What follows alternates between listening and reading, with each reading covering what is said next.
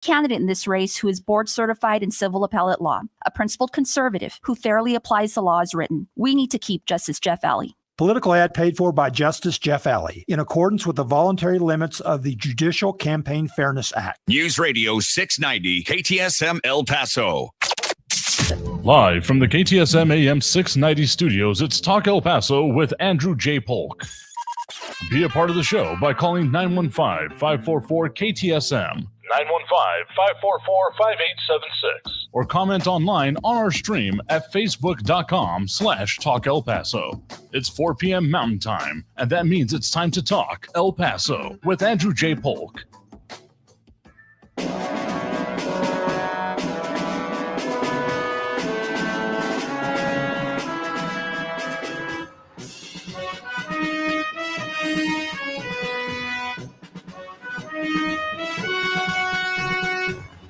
Thank you all so very much for joining us here for Talk El Paso, airing live on News Radio 690 KTSM. I am your host, Andrew J. Polk. Thank you for tuning in however you may be doing so, be it on air, online, live, streaming through the free and reliable iHeartRadio app, or joining us over on the various social media pages we are up on these days. It is Friday, so whether you will be on air, online, live streaming, Facebook, YouTube, Twitter, and Twitch, either under Talk El Paso or Andrew J. Polk. We already have some of those comments coming in already, including Ida Beza Gardner and Mondo Mancanda.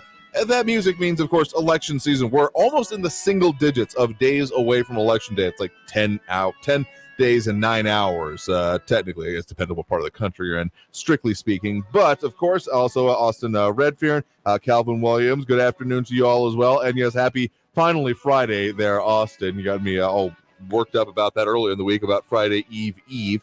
But, of course, candidate interviews. The political things are definitely taking a lot, so I kind of threatened it, but, don't mean to be in a violent kind of way. Getting at least one more in this week for more of those candidates involving in that. So we are still going to be taking those phone calls. Friday is still incredibly important for us here, so we're going to be getting into those phone calls as we do, but we're going to squeeze in one more candidate interview for this week. Anyway, got the chance to speak with, and ironically enough, first commenter there, Ida Beza Gardner, Judge Gardner in this case, as she is her candidacy for the Justice of the Peace for El Paso County Precinct number 7. So we're going to kick things off with that interview. So if you still want to get on the phone line, you can. It'll just be a minute here. Again, that number to call is 915-544-5876, 915-544-KTSM. So getting into one of those down ballot, but still, probably bang for the buck, biggest impact kind of races that you will have in your life here. So we're going to, again, kick things off with that interview. Enjoy. Joining me now, we have Judge Ida Beza Gardner, Justice of the Peace for Precinct number 7 candidate. Thank you very much for joining us today. Hi, Andrew. Thank you so much for having me here. I love your show, and thank you. I feel honored to be here. Absolutely happy to have you on to talk about what is probably a pretty impacting position for the people who have had to go through it, but that I don't feel like there's a lot of understanding for. I'll be perfectly honest, my only experience with a Justice of the Peace has been fee related or fine related due to an expired tag at one point some years ago. And it's kind of along with a lot of justice or judicial positions. That is, it's a lot of, unless you've had cause to be involved with it, it might feel a little remote, a little bit removed. So for those that are unfamiliar, introduce yourself, but then also talk a little bit about what a Justice of the Peace does. Oh, yes. My name is Ida Beza Gardner, and I'm a candidate for the Justice of the Peace Precinct 7. And the court is all I know. I've started in this court since I was 20 years old. I went on and got my education and moved up to become a municipal judge for the town of Anthony. And now I want to come back to be the next Justice of the Peace for the West Side here. And what kind of cases are heard at the Justice of the Peace is Class C citations, tickets, right, truancies, and driver's license suspension hearings. Also, it's got civil, which is evictions and lawsuits up to $20,000. And least but not all, but marriages. Oh, yeah, of course. Oh, some people, they want to get married through a Justice of the Peace, and there's where they go. Yeah. So we do a lot. It's Mhm. the And- case. Go And ahead. among other things, I mean, there are also constables are attached to the Justice of the Peace Court here. So there's interaction there, though not necessarily direct oversight here. But if people are wondering where constables report to, basically, it's the cases they deal with come through you all. So you are a part of the kind of, as you mentioned, municipal. You're part of the county system of, again, the judicial side of things. Yes. And we work really close. Well, the Justice of the Peace works really close with the constables because Mhm. they're the ones that kind of, protect us too. Not only do they serve yeah, the of course. papers, but Mhm. they protect us. But yeah, the Justice of the Peace is just a court that the likelihood of you going and seeing a Justice of the Peace is high compared to a county judge, because unless you get a divorce or you do something Right. you're not supposed to. So, I mean, basically, this is one of those things that might not be the highest profile position, but it is one of the kind of things that you are the more likely to interact with it, which is among one of the reasons that these kind of elections here matter. So you mentioned that you had a lot of experience, particularly within this court, and in doing this kind of work for years. And again, previously a municipal court judge. So as we've also talked about and mentioned a couple of times on air, this is different from a lot of the other, representative positions that we've been talking about, because in that case, they are looking at setting policy, setting standards, those kind of things. But the judicial branch in general, they do not set laws, they interpret them to an extent, but also more react to policy. So this is not so much a, what are you going to do if elected to office, more as a, how are you going to handle what comes to you? So beyond those, basic responsibilities that you've mentioned here, just again, speaking largely philosophically, how are some of the, positions or ways you're going to then handle as things come to you? Well, good question, Andrew. Being that I worked as a clerk supervisor for many years at this court, for 24 years, as a matter of fact, I got to see both sides, and that has helped me so much to be able to get the cases in and out, patience with people, because this is the people's court. And this is the only court that you can go and represent yourself. You don't need an attorney to represent yourself. And so the experience I have had as a clerk supervisor and hearing all the problems and issues and stuff has helped me, to be able to get these cases in and out, have the patience, guide the people. Because I know when people are in front of me, this is the first court system they've ever encountered, and so they're nervous, and I kind of help them and guide them, so that's how and on time. To me, it's very important that if you're scheduled at 9:00, your case is going to get heard. So that's all I can really promise, because as a sitting judge, we have rules that we have to follow. And canon number two of the judge's rules are, it says that a judge shall comply with the law and act at all times in a manner that promotes public confidence and in the integrity and impartiality of the judiciary. And so all I can do is promise that I'm going to hear the cases on time, and I'm going to be fair, and I'm going to follow the law. And to me, that's very important. Knowing so many other courts, and sometimes you get saddened that some judges don't follow the law, and that's all I can promise is I will. Fair enough. Particularly in a position like this, where again you are responding to policy, you are the follow through of it, of laws that have otherwise been passed. I feel like even those who are familiar with it, there's kind of this temptation to think of it as it's interchangeable. You put someone else there, they follow the law, they follow the rules their own way, which, I mean, there's a certain level of, yes, you're following things, but also it comes down to things like, demeanor and how you will do it, and really differentiation. Yes. So what do you feel is what particularly qualifies you beyond what you mentioned with your experience to, handle this type of a position? Well, demeanor is very, very important. And like in any new job you have, there's a learning curve. And I already passed that learning curve.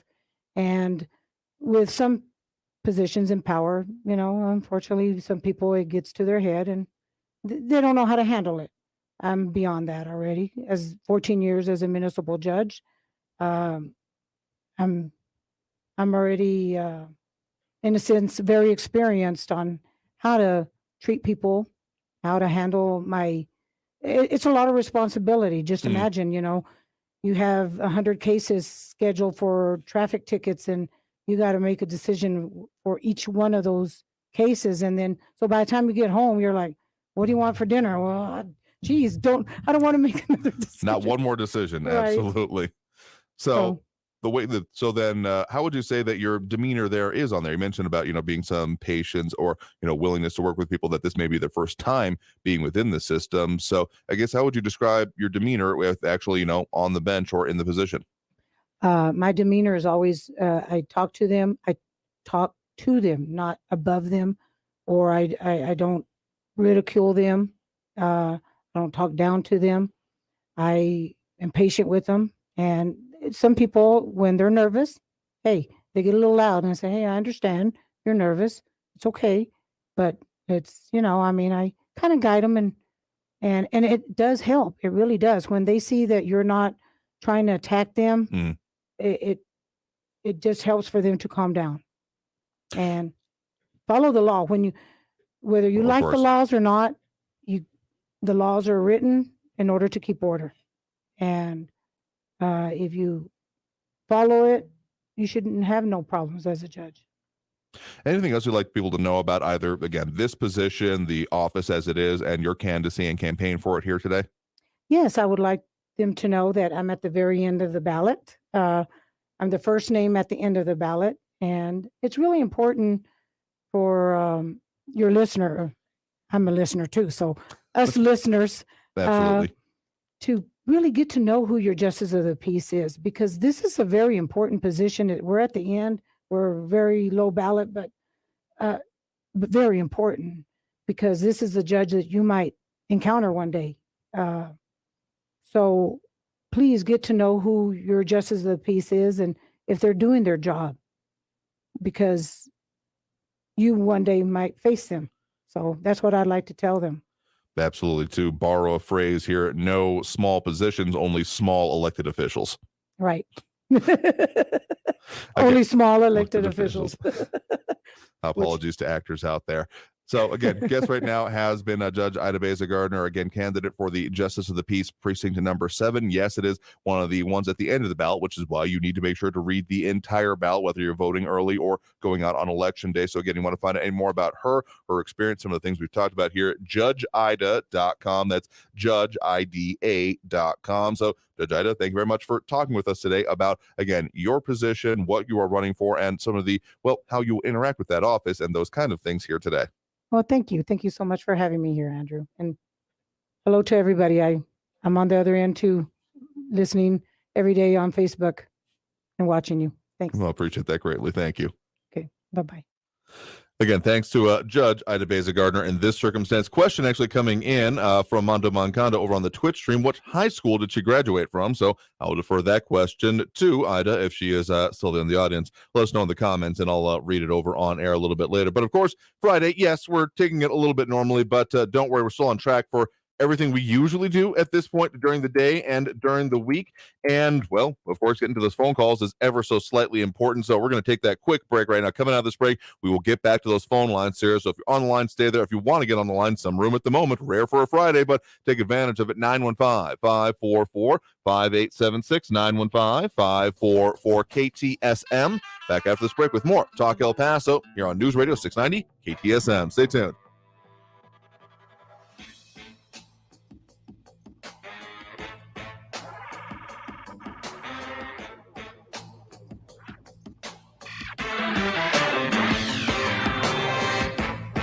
Traffic all day. News Radio 690.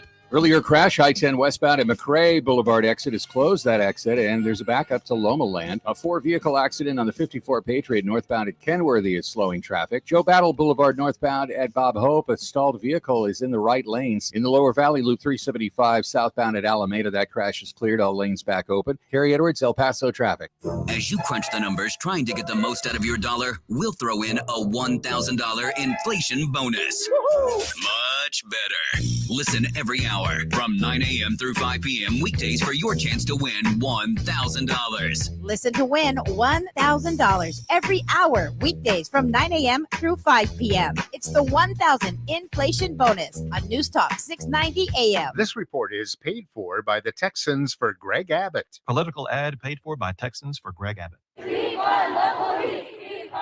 Beto O'Rourke stands with radical groups who want to defund the police. Governor Abbott stands with law enforcement so they can keep Texas families safe. Greg Abbott, governor. Politicians have led us down the wrong path. Record inflation and cost of living, unsafe border communities, a war on oil and gas jobs. Enough is enough. Catherine Parker will uphold our Texas values.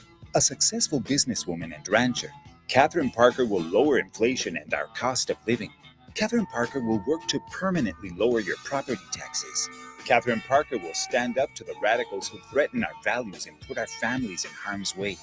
Catherine Parker will secure our border communities and fully fund border security. Catherine Parker will stand with law enforcement and against those who want to defund our police, because our communities deserve to be safe. And Catherine Parker will defend the oil and gas jobs that power our communities. Truth, freedom, prosperity. Vote Catherine Parker for District 74 on November 8th. Political ad paid for by Catherine Parker Campaign. Hey, Mario Courtney Lopez here. We know how important it is to be confident in all of life's close-up moments. And bad breath can rob you of your confidence. Yeah, it can. Whenever I'm rubbing elbows with celebrities or friends or just chilling at home, I got to make sure I have the confidence that comes with Smart Mouth mouthwash. Smart Mouth is clinically proven to eliminate and prevent bad breath for 24 hours with just 2 rinses a day. Get to your favorite retailer right now for that kind of better together confidence. Find Smart Mouth at your favorite retailer or at smartmouth.com/radio. I'm your man, Steve Harvey, and I got some great news. Listen to me, for real. Today is the last day to enter to win $7,000 a week for life from Publishers Clearinghouse. But you got to be in it to win it. Enter now at PCH.com. October 31st, the prize patrol could be at your house. Hurry, enter now at PCH.com. Don't miss your last chance to win $7,000 a week for life. Come on now. Enter at PCH.com. No purchase necessary. Void or prohibited. Entries due 10/28. El Paso's News Radio 690 KTSM. Live from the KTSM AM 690 studios, it's Talk El Paso with Andrew J. Polk. To be a part of the show, follow on Facebook at facebook.com/Talk El Paso. Now here's your host, Andrew J. Polk. Thank you all so very much for joining us here for Talk El Paso, airing live on News Radio 690 KTSM. I'm your host, Andrew J. Polk. Thank you for tuning in however you may be doing so, be it on air, online, live, streaming through the free and reliable iHeartRadio app, or joining us over on the various social media pages we're up on these days: Facebook, YouTube, Twitter, and Twitch, either under Talk El Paso or Andrew J. Polk. And the comments coming in there, yes, doing a little bit different than we usually do, but tell you what, back on track as of this moment, guaranteed, with our usual free-for-all Friday free-for-all-ness. I need a better adjective, but if you want to call in during the show, the number to do so is 915-544-5876, 915-544-KTSM. And a lot of comments coming in. Those chiming in right now: Calvin Williams, Eric McNabb, Eric Von Holstein Rathlow, Ida Bays, Gardner. Again, question from the comments there for you: which high school you went to, if you choose to answer that one. RJ, Flaco Jimenez, James Holmes, Mondo Mancanda. Who else did we have? John Brazelton, and a couple more. Austin Redfern, and a few more there. Dropping those likes and reacts. One of the better ways we can put it, because it shows support in a very concrete way. Because, well, it helps with all those algorithmic things that we often have to deal with. Flaco Jimenez, Richard Janasik, James Holmes, Robbie Flores, Monica Cervantes, Jerry Hart, and Ida Beza Gardner. Appreciate that, as it is intended. So let's dive right back into it and get to some of those phone calls. I'll make a liar out of myself. Right now, we do have Ben on the east side here with us right now. Ben, thanks for joining us. Hey, thank you, Andrew. There's been some things that have kind of concerned me that I've learned about recently. and I want to see what your take is on these things. Okay. The FBI has invested in a social media surveillance software tool called Battle X. Have you heard of that? Babel, I mean, I'm aware of a variety of methods and tools, and I just, not exactly to your point here, but I remember telling someone back in college that posted about, let's just call it illicit substance use. And I said, what the hell are you doing? They said, what? No one looks at these things. And every moment of every day, I'm reminded of how just particularly idiotic that moment is, because it's online, and the online is there forever, basically, unless the server goes down, and even then. So I'm not familiar with this particular tools, but I'm aware of previous ones. I know, like, not exactly social media, but Palantir has been one that's been talked about, and other like web crawlers. So I'll have to look a little bit more closely at this particular one. Yeah, evidently it's a surveillance tool that makes it where, I mean, why would the FBI be surveilling people's social media without any evidence of criminality? Evidently, this tool is going to troll for internet activity on nearly all platforms of social media. And Project Veritas revealed just recently that the FBI has an election crime cheat sheet to investigate such things as campaign finance, election interference, voter ballot fraud, and false and misleading information. Who gets to determine what is and what is not misinformation? I ask you. That's a good question. I mean, we're starting to get into who watches the watchers kind of question. But to your initial point about why doing this, honestly, open source intel is kind of one of those techniques that I dabble in. I don't really, I mean, I'm not employed to do that kind of thing, but I've studied the techniques. There's at least one book, I believe I'm looking at the correct one here, Open Source Intel Techniques, Resources for Searching and Analyzing Online Information, that I've got a copy of, that I've referenced over the years, because it's amazing what you can find out that we put up online. This one written by Michael Basil, not necessarily as a policy statement, but as a what is possible. And frankly, the fact of the matter is, this can be seen worldwide, how it is being used already. Outside of any specific implications you're talking about here, to take it completely out of the arena, there have been literal actionable intelligence and even strikes been authorized when it comes to, say, social media posts that have happened in, say, the Ukraine conflict. Like, that has been documented as of so far. So that's just one example of this. Now, I'm not saying that that's happening here, being used that way, but that just shows the kind of the power that open source, the information that we put out there, and I'm talking about specifically we, you, I, anyone involved in any arena online, are both putting out there, both maybe consciously and unconsciously, might be the best way to put it, because literally every click, every interaction, I don't know, this is going to start sounding tinfoil hatness, but it's absolutely accurate that the idea of big data is literally they make money off of how much information they can gather on you. And that's that we're starting to get into that whole, next industrial revolution kind of talk there, but it's already been happening for, well, years, simply. So the fact that there's more tools being used for that, I guess, doesn't particularly surprise me, though it may come as a shock to a lot of people. It sort of sounds like shades of China to me. One other thing that came up was the GDP growth. They said it was 2.6% according to Biden administration. If you take a look at that GDP growth, consumer spending did grow a little, exports grew a little, but the main source of the increase was government spending. And that's reflected in the increase in federal defense spending. I wonder what they are using for federal defense spending. I just kind of interesting. Private investment went down. That means no production of goods.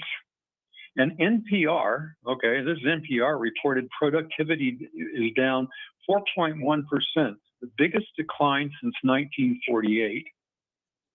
And the GDP actually was a disaster. The only thing up was government defense spending. Now, I don't think that's a good thing. Do you? I mean, there's an argument to be made that that's kind of what government spending is supposed to do, beyond those preamble goals, so to speak, not actually actionable from what comes to the Constitution or referring to there, provide for the common defense, those kind of things. That the idea of government spending is therefore to kind of stop gaps, get things into place. There's a whole line of reasoning and school of thought on that point here, but again, that's why we've been focused on that outside of the elections lately in its own right and way, because what exactly is going on with the economy? Again, technical recession, those kind of factors, but it's kind of all over the place. And whenever things are this volatile and can be changing so quickly, it pays to pay attention. So the fact that we've got, yes, strong spending, but still concerns about the labor force and private investment. And yet, like in our area, we are seeing a good amount of, record-breaking actually amount of like starts for things such as warehouses and other manufacturing facilities. So there's a lot of, it's not all one way or the other. And that's where this gets complicated. But I will say that anyone saying therefore it's all good or all bad, but more people are saying that it's all good or trying to convince that anyway, I feel like that's not a complete picture. In a capitalist economy, I don't think the government's supposed to be the sole source of our economy. One other thing, finally, you were talking about looking at the policies of candidates, and I'm a little concerned about one policy that Judge Samaniego said the other day, that at one point in the pandemic, there was 800 plus people in the hospital, and that when he imposed the mask mandate, it went down to 54. What a crock. Masks do not work. That is not the reason why there was any kind of decrease in hospitalizations. And you can bet on it that if Judge Samaniego is reelected and we have another spike, he is going to say, well, it worked before, so let's make sure that everybody starts wearing a mask again. What do you think? I mean, that's what it seems like he was saying to me the other day. Well, I'll say that you're definitely welcome to make your own judgments on what they've said. It's part of the reason we ask them these questions, so we can get their judgments on it. I'll say that at least some of the differences I see between that point in time, which I want to say is referring to essentially within 2020. So before there was the legislative session going on, and there was a lot of questions, a lot of kind of back and forth. So I'm going to put you on hold there real quick. A little back and forth on essentially who was in charge, what are the policies, and that whole kerfuffle between, well, the city and the county, among other things. We kind of forget about that one, but more specifically the county leadership and the governor. And so I think that there's a little bit more focus, a little bit more. There have been laws passed, among other things, within Texas that will kind of temper that. So there may be that kind of an intention, but whether or not can actually be followed through, I'm not even sure if that's technically a part of something that can be done. I think recommendations, certainly you can say, please, those kind of requests, but actually imposing mandates, not really sure that that's perfectly possible now that we've actually had a legislative session in between, but that's kind of one of those only time will tell kind of things. So again, knowing his statements and what he had to say about it, I do think is important, and it should definitely guide you in making your choice at the ballot box. I think that a couple of circumstances it's different, but I mean, past performance, not necessarily guarantee of future results, but knowing what people have to say and their perspective on it, that's part of the reason we ask those questions. So tell you what, we got to take that next break now. Thank you for the point in the call. Do appreciate it. And we'll go ahead and get more on the phone lines after we get back from this break. So stay tuned. More Talk El Paso after this break here on News Radio 690 KTSM. I am your host, Andrew J. Polk, and that phone number to call, if you want to get on the line, is 915-544-5876, 915-544-KTSM. Back after this break with more Talk El Paso here on News Radio 690 KTSM. More comments too. I'll get to those. Don't worry.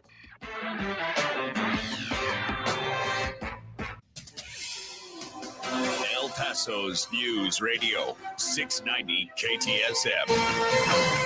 Hello, everyone. This is Robert Olguin with your KFOX 14 News Update. An El Paso nonprofit has admitted to incorrectly distributing $400,000 in federal funding to El Pasoans who applied for utility assistance during the pandemic. The CEO of Project Amistad, Andrea Ramirez, said it was their mistake due to a lack of guidance from the U.S. Treasury. Ramirez explained that in the initial part of the application, there was no distinction between who was eligible for the money. It turned out it was only renters, not homeowners. homeowners, so homeowners are being asked to pay that utility assistance back. A police dog from the Cañutillo Independent School District bit a school board member this morning at an early voting event at district headquarters. Blanca Trout, who's also a candidate for El Paso County Commissioners, approached a canine that was there, and the dog reacted. That's according to CISD spokesman Gustavo Reveles. The incident is under investigation. No word yet as to the extent of injuries that Blanca Trout suffered. This has been your KFOX 14 News Update. I'm Robert Olguin. News Radio 690. Traffic all day. El Paso fires responding to an injury accident eastbound Paisano at the 110 in the lower valley, Loop 375 eastbound at Zaragoza. That exit ramp is still blocked due to congestion. I-10 westbound at McRae, that crash is cleared. The exit's back open. In the lower valley, Loop 375 southbound at Alameda, that accident's cleared. And another crash is cleared on the 54 Patriot northbound at Kenworthy. Carrie Edwards, El Paso traffic. From the KFOX 14 Severe Weather Center, this is Chief Meteorologist Sandra Diaz. We've got another cold night ahead of us as temperatures drop back to the 30s and clear skies and dry conditions. But heading into the weekend, it is going to be very nice. Do expect temperatures to gradually warm. In fact, as we get into next week, we could be looking once again at temperature highs in the mid-70s. Log on to kfoxtv.com for your very latest forecast. This report is sponsored by Discover. Some banks can make it complicated to redeem credit card rewards, but with Discover, you can redeem your rewards for cash in any amount at any time. Talk about amazing. Learn more at discover.com/redeem rewards. Terms apply. At Affordable Dentures and Implants, that moment when we see a patient smile is everything to us. And we're proud to have helped millions of patients improve their smiles through affordable tooth replacement options. So whether it's a single tooth, full dentures, or dental implants, Affordable Dentures and Implants is here to help you. Go ahead and smile. Our new El Paso office, led by Dr. Kiso Uradiegu, is now open at 11917 Gatewood Boulevard West in Las Palmas Marketplace near Kohl's. To schedule a free new patient consultation, call 1-800-DENTURE or visit affordabledentures.com. That's 1-800-DENTURE or visit affordabledentures.com. Again, our new El Paso office is now open at 11917 Gatewood Boulevard West in Las Palmas Marketplace near Kohl's. Affordable Dentures and Implants. Go ahead and smile. Go ahead and smile. Political ad paid for by Texans for Greg Abbott.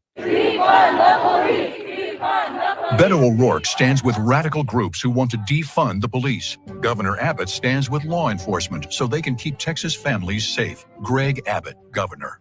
This report is paid for by the Texans for Greg Abbott. Stay tuned and stay informed with News Radio 690, KTSM, an iHeart radio station.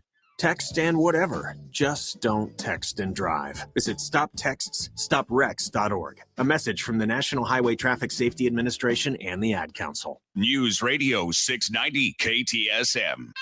Live from the KTSM AM 690 studios, it's Talk El Paso with Andrew J. Polk. To be a part of the show, call 915-544-KTSM or follow on Facebook at facebook.com/Talk El Paso. Now here's your host, Andrew J. Polk. Thank you all so very much for joining us here for Talk El Paso, airing live on News Radio 690 KTSM. I'm your host, Andrew J. Polk.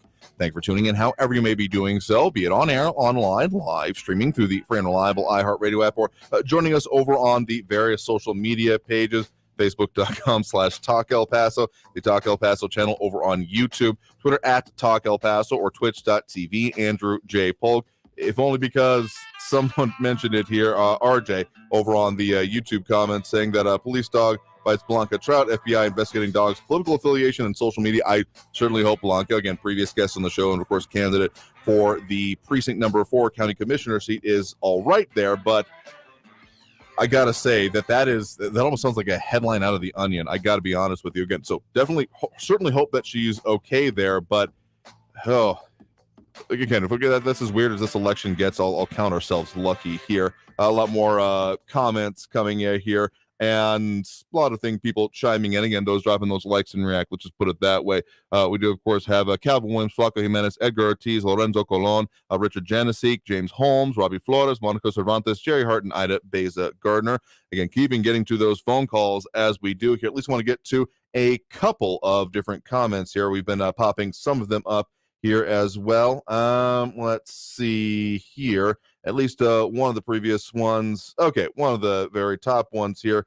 I mean, I think like we try to have a decent discussion sometimes. I definitely don't agree with everything everyone says here and don't expect everyone to agree with me, but at least like justify your points, those kind of things is what I try to do here. But whenever you're like talking over people, I'll give one example here just because it finally hit me what this reminds me of. Eric McNabb posting earlier in the show saying, you all have no clue what a credible source of information is, which is why conservatives have such horrible values that harm so many people. You all fundamentally disagree with creating a better world for future generations. Irresponsible governing is embedded into conservative ideology. If you're ever going to be talking over people and not like actually addressing points here, good luck with that. But then also that one link you keep posting saying, read this, is that it finally hit me. You remind me of a really bad like campus preacher. Now, I'm not saying that maybe the idea behind them is bad, but like bad at it. Just saying, no, just read the book as opposed to like responding to people's concerns, having an actual discussion with them. I've seen it in person at least once. I think it was on a boardwalk in California, probably in the LA area back years ago before I was, well, let's just say before I was able to vote, among other things, and doing the whole like proselytization thing, like, doing that kind of thing. But it was just, they were not good at it. And they're saying, no, you just need to read the book. No, just read the book. No, don't worry about that. Just read the book.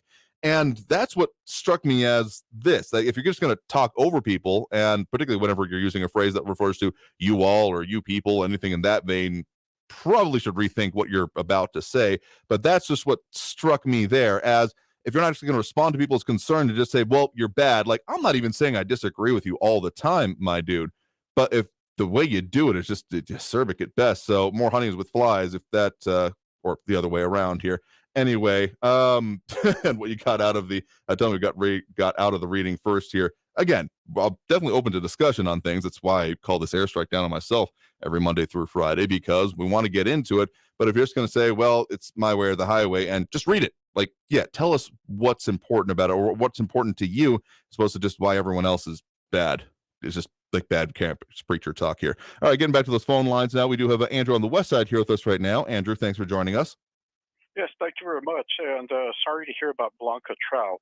Absolutely. Again, hope she's fully recovered here, but I mean, I almost did a spit take when I heard that the first time. Yeah, well, I've had my share of dog bites, and believe me, they are no fun. But I was wondering, is that canine by chance a Democrat? Again, some of those questions have already been coming up. How tell you what, you tell me how you ask a dog that, and I'll be happy to follow through with it. Yeah, that's a good question too, but meant more as a joke. Yeah, fair enough. Yes, but anyway, border security. Once again, I'll reiterate what I've said before. All I hear from the left is, how we need more people to process these migrants. Mm-hmm. Yeah, that definitely came up. Mm-hmm.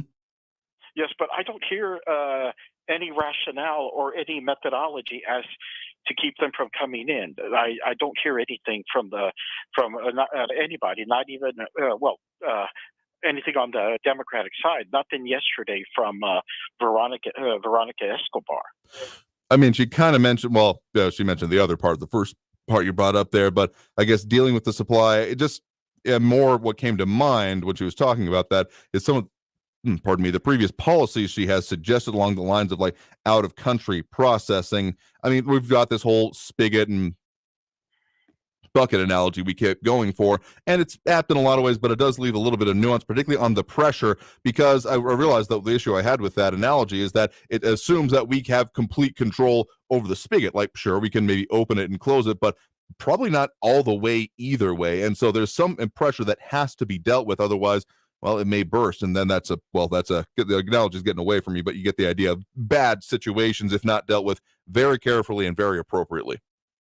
Yes, sir. Well, like I said, the 2 points that are constantly made also, comprehensive immigration reform and a pathway to citizenship. Well, that's just an open invitation to more people. And I mean, yeah, the whole discussions we've had, the, very weak-throated don't come. I mean, again, I've said this for a long time, and I stand by it because I've seen it on the other part of it, is that there's a whole marketing mechanism going on there. You don't convince people to spend, upend themselves to spend any liquid assets or even to gain more that they can in order to go through this treacherous and frankly hellacious sounding for a lot of people process to try and overland cross or however it is, people crowding in boats, any of that. None of that sounds fun, and like someone would decide to do that just as a lark here. And the fact of the matter is that there's a whole, again, pipeline of people, the cartels, coyotes, all of them encouraging people, saying, no, you totally need to. Look, here is this probably out of context example of something, or probably isn't even that well researched, just that, hey, I totally heard the U.S. will be doing this, and that's what is needing to be countered. So there isn't something being done, such as, out-of-country processing, or at least initial applications, is an interesting one, though I have a lot more logistical concerns than just saying go for it, because just throwing more money at a problem is not a good one here. But at the very least, it might be closer to stopping, again, the direct pipeline, the consideration, the idea that exists in, again, the populations that are being targeted for this kind of a thing of just show up and it'll be fine. Like anyone, that idea needs to be roundly and soundly defeated and put to bed. Yes, sir, that is true. But there's one other thing I wanted to say concerning this funding. Well, I've heard from a couple of people who are seeking rental assistance, and they've told me that county general assistance is completely out of funds. Well, my response to them was, interestingly enough, I said they're getting millions of dollars to assist in this. Processing these migrants here or housing them. I said, so but take it for what it's worth. I tell them, sorry to hear that. Again, it's kind of the balance of, does it consist of encouragement at this point locally? But also if it's just all of the focus is going to be locally on, well, this is going to be don't come here, we don't have the resources. That's just still going to leave us a specific creek without anything near a paddle. So as with most things we talk about, a balance does need to be struck. But of course, federal responses, it has had a marked impact, at least just from the data that we've been able to look at from the city's migrant crisis dashboard, showing the amount of actual in-custody releases in the community. Notable downturn, though not zero, is also notable, important to mention in this circumstance. So that's why I've said I think that this will eventually conclude in a fashion, maybe again not reaching zero at any particular point, but new challenges will likely emerge. But the only constant I keep saying has been change in this, and I think that will continue to be the case. Yes. Well, like I said, one last point. What do I know about economics? According to Veronica Escobar, we're either ignorant of economics or we're just lying. And that wasn't a Freudian slip on her part. But anyway, I turn the mic back over to you. Have a great weekend. You too as well. Thank you for the point in the call. Do appreciate it. All right. Let's get to at least one more call here. More comments coming up that we will be mentioning here. Monica Cervantes, I hope that your mother is doing well, mentioning her 91-year-old mother recently bit. Lucky she is okay, but fortunately really feeling pain now. I know someone that did like a dog rescues, but not as like a program thing, just a personal interest. And unfortunately, there's a reason I never put like a dog I don't know up to my face. And a lot of people like getting the the licks and the kisses from the dogs. But unless you know that dog, that's a bad plan. Not saying that was your case, but just know someone who did that and, well, literally got bit. So I can understand that. Get at least one more call on the line here before we hit that next break. We do have Stephen on the east side here with us right now. Stephen, thanks for joining us. Andrew. Hey there. What's on your mind? I wanted to touch on a couple of points. One of them was from earlier in the week when it was mentioned that some of these companies are maybe making record profits. And one of the things to consider with that is, sometimes companies make profits and then they pay taxes on those. And some years they may lose money, and then of course there's no profits and they don't have to pay taxes. And that can happen in the individual level. I think it's a common or often cited example was Donald Trump. There was a year or two where he didn't make any money, so all he paid in taxes was the fee for filing. But then there were other years where he paid tens of millions of dollars in taxes. So you have to kind of look at things over a long period of time, not just an individual year. And the other thing to consider is that if you are supposedly making record profits, you have to look at what the previous record was. So if, for example, they made 8% above the previous record, well, remember that inflation over the last year was 8%. So it isn't really a record, is it? If the money's not as worth as much as it used to be. So that has to be corrected for inflation as well. So that was the first point I wanted to get to. Oh, yeah. Correcting for inflation because as we do have the currency that we do, and it is not pegged to a specific resource as it has been in eras prior, it is variable. And we have seen a lot of movement. I mean, there's a reason that deflation is talked about in kind of bad terms, even though you might think like, oh, isn't that a good thing? Your money would be, worth more per unit, but that would be very bad in its own right here. So you always got to adjust for inflation. And I used to know the formula off the top of my head, but don't remember it exactly at this moment of that, like say $1 in 1900 worth so much now, though, of course, that has been fluctuating. Point is that, yeah, there's different formulas in different ways. And yeah, accounting for inflation has definitely been a factor that has to be worked in, though hasn't necessarily been doing it. I think most of the analysis I've been seeing anyway coming out has just been in real dollars, like unadjusted dollar versus unadjusted dollar, which, yeah, it does leave a little bit of you not quite looking at all the factors like you're saying there. Yeah, and then you mentioned the cartels and how they can, maybe market to people to say, hey, if you pay us, $4,000, then we'll get you into the United States and you'll be able to get in and you'll be able to stay. Well, they're right. So, I mean, it shouldn't work that way, but since they're right, that's why they're able to convince so many people to do it. And if people were to come over illegally and they weren't able to stay, then it wouldn't be such a successful marketing campaign on that part. If the Remain in Mexico was in place, or if this other thing that has been suggested in the past, which I actually think Republicans would go along with. And I think even Donald Trump maybe even suggested that if you're going to seek asylum, then you do it from another country, from an embassy of another country, the neighboring country, or whatever it is, and then you seek asylum that way. That would be a different kind of system. But yeah, Barbara was correct that 1 million people come in legally every year. I think that's more than any other country on earth with legal immigration. So there are pathways, and I even think U.S. citizens would be happy to expand that and allow more legal immigration if we get this illegal immigration under control. I think a lot of people would be really open to that. I think a lot of people just want to stop the chaos and drugs and everything else that goes with it. So that was the second point. And then the third point is just like you said, there's a group of people out there. Maybe they were educated at a fancy university. Maybe they got a humanities degree or a political science degree or philosophy, psychology, something that doesn't really help them work in the real world. They've never really had a business or run something, or actually where the rubber meets the road, have to run something and make something work. And so they kind of live in this fantasy world.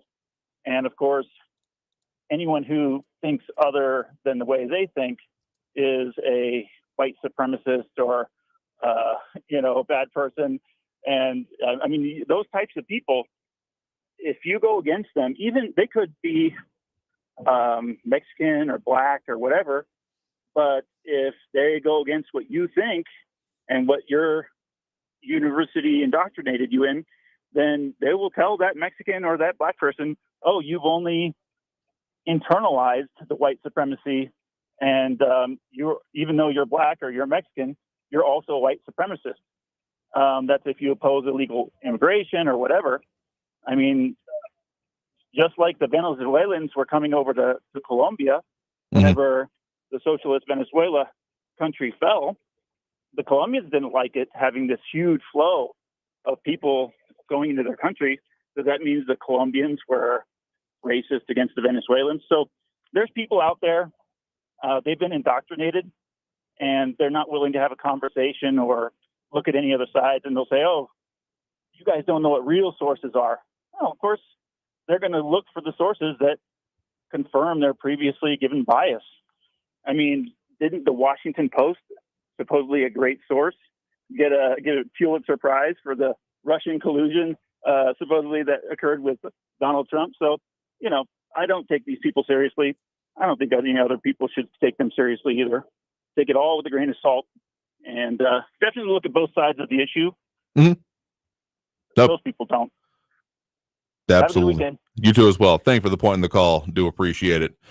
Tell you what, one thing I want to say before we hit that next break is on the idea of theory versus practice, essentially. I'm reminded of the speech by Teddy Roosevelt of The Man in the Arena.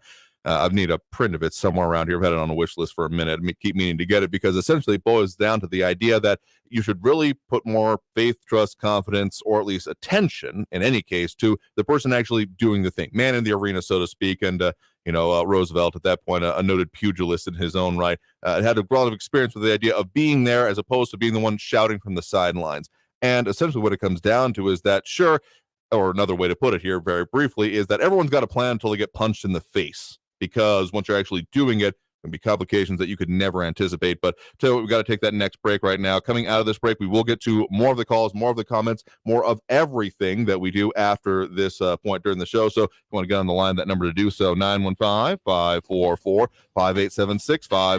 544-KTSM. Back after this break with more Talk El Paso here on News Radio 690 KTSM. Stay tuned.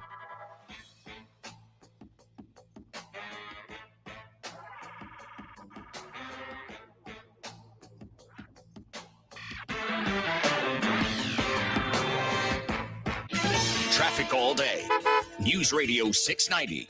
On Gateway south at McCombs, a rollover crash has the right lane blocked. Stay to the left. Police are on the scene there. Joe Battle Boulevard, northbound at Montana. Fire and police showing up for an injury accident. Eastbound Paisano Drive at the 110, an injury accident. And a crash involving injuries northbound Dyer at Hondo Pass. I-10 eastbound slow from the Trans Mountain to the 54 Patriot. 5-minute delays. Kerry Edwards, El Paso traffic. This report is sponsored by Dell Technologies. Dell Technologies provides growing businesses with tools to do incredible things. Because we believe there's an innovator in all of us. For advice on smart PCs powered by Intel V Pro that's built for business, call a Dell Technologies advisor at 877-ASK-DELL. You wash your hands, you brush your teeth, but what about the nose? How do you clean your nose? With Navage. Navage uses powered suction to pull saline in one nostril, around the back of the nose, and out the other nostril, flushing out allergens, mucus, and germs. And it's why cleaning your nose, the body's air filter, is the next evolution in daily personal hygiene. People try Navage for lots of reasons. Sinusitis, colds, allergies, snoring, things that make it hard to breathe through your nose. But over time, they find that cleaning their nose makes them feel better, a lot better. Over 3 million Navage users have written more than 100,000 reviews, averaging 4.7 stars, saying, best product I've ever used, and amazing, I love my Navage. Navage helps you breathe better, sleep deeper, and snore less, but the biggest payoff is improved health. Navage is good personal hygiene and can help you stay healthier. At Walmart, Walgreens, CVS, Rite Aid, Target, and online. Navage, N-A-V-A-G-E, clean nose, healthy life. A construction site is a noisy place where things can be misinterpreted. We need to redo the drywall. It can sound a lot like, rewire the hull? They're firing, Paul. Wait, what did I do? or even, Install a waterfall. Whose dumb idea was this? be on the same page at every stage with Autodesk. From the designers to the field crew to the owner of the finished building, Autodesk Construction Cloud gives everyone clarity. Now, how about that drywall? Catch the show in the sky and help support the fight against cancer with the 4th annual Flight to Fight Cancer Research Awareness Fly-In on October 29th at the Doña Ana International Jetport, hosted by Francis Aviation and the War Eagles Air Museum, and powered by News Radio 690 KTSM and Sun 99.9. Kicking off at 10 a.m. with skydiving, airplane exhibitions, car shows, food, vendors, music, and much more. Tickets $10 at the door or on Eventbrite. Children 12 and under get in free. Follow the Flight to Fight on Facebook and Instagram at Cancer Flight. Recognized by the American Cancer Society and a Relay for Life team. Politicians have led us down the wrong path. Record inflation and cost of living, unsafe border communities, a war on oil and gas jobs. Enough is enough. Catherine Parker will uphold our Texas values. A successful businesswoman and rancher, Catherine Parker will lower inflation and our cost of living. Catherine Parker will work to permanently lower your property taxes. Catherine Parker will stand up to the radicals who threaten our values and put our families in harm's way. Catherine Parker will secure our border communities and fully fund border security. Catherine Parker will stand with law enforcement and against those who want to defund our police, because our communities deserve to be safe. And Catherine Parker will defend the oil and gas jobs that power our communities. Truth, freedom, prosperity. Vote Catherine Parker for District 74 on November 8th. Political ad paid for by Catherine Parker Campaign.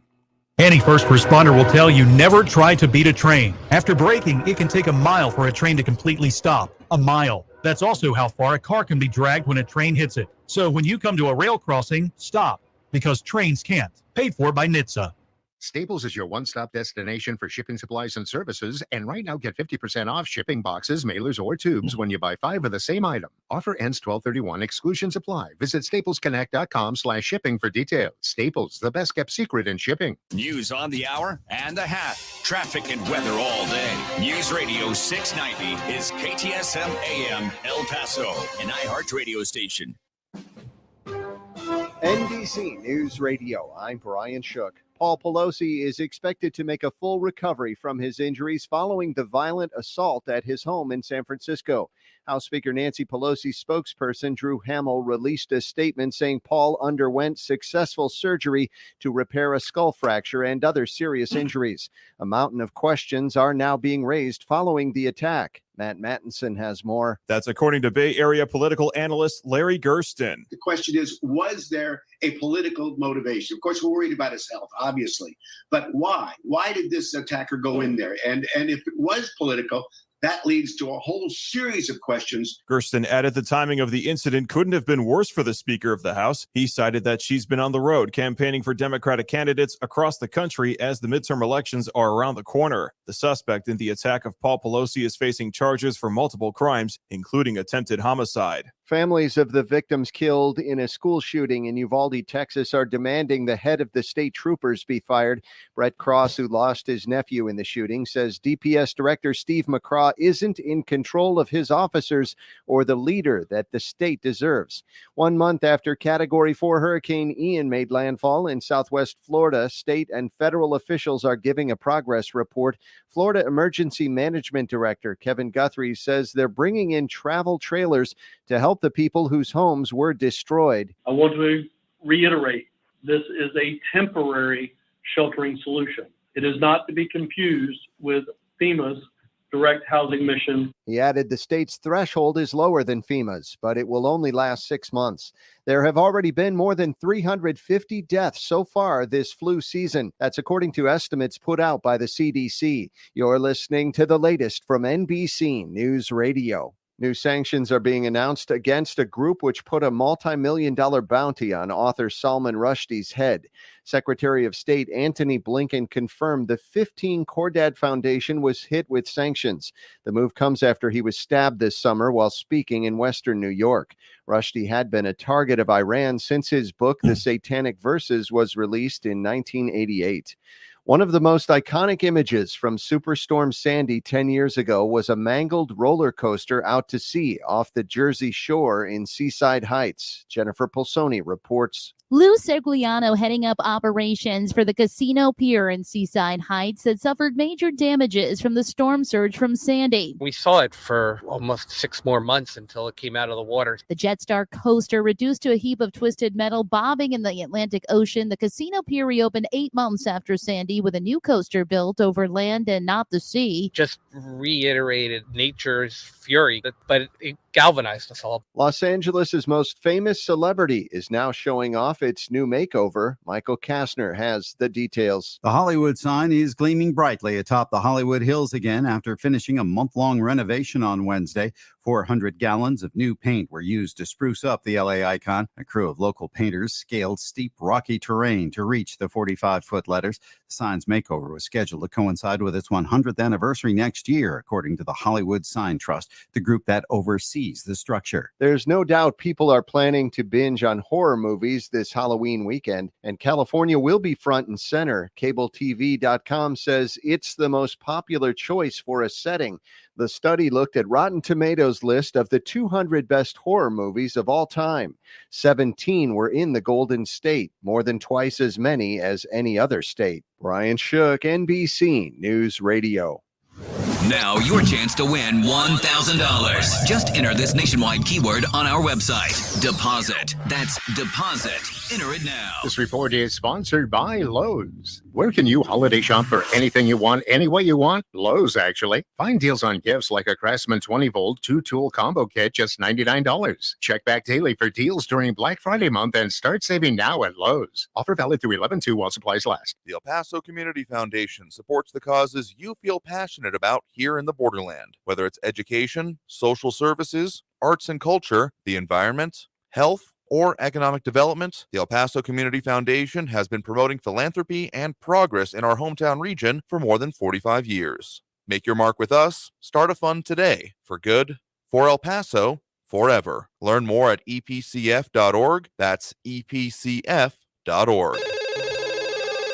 Hello? Mike, this is Norma Jean at Sergio Lewis Body Shop near the airport. Have you seen Sergio? I'm expecting him in a few minutes to cut a new commercial. I'm really worried about him, Mike.